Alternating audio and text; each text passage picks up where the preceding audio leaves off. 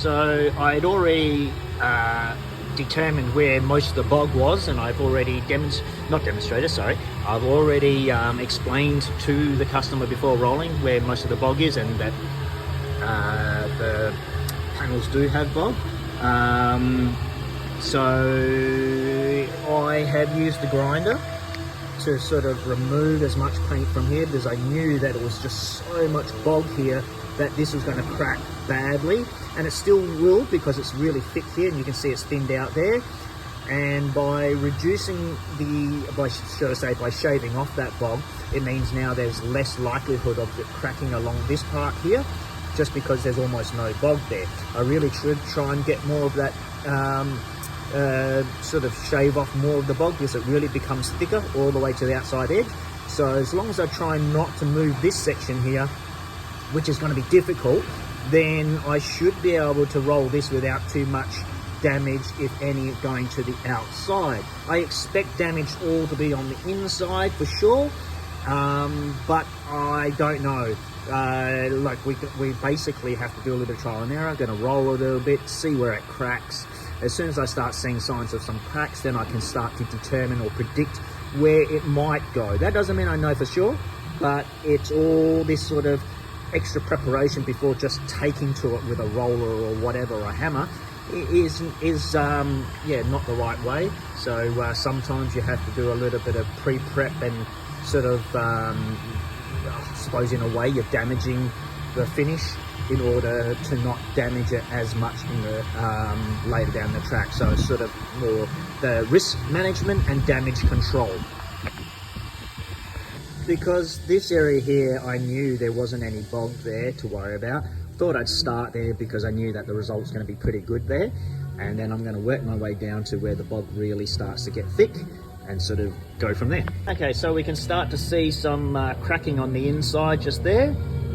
It's also starting, because there's so much bog there and it is being welded in this spot here on both sides. I think there used to be a hole there and it's been plugged up. But because there's been a little bit of extra there, it's too tough it's too much force. I would have to use too much force to get this to move. It's not a critical area at the moment, so there's no point doing too much and causing too much damage. We'll just sort of limit the damage control. And this crack was already here, but it's starting to open up, and we can just see that this is starting to open up here as well. So from here I'm going to do a little bit more grinding to try and just get it a little bit more, and maybe grind that little bit off, that little bit of cracking off there, and then we're just going to have to leave it.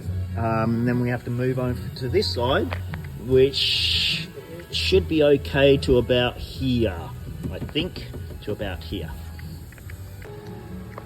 As you can see, no damage, nothing to worry about, because there's no bog around here.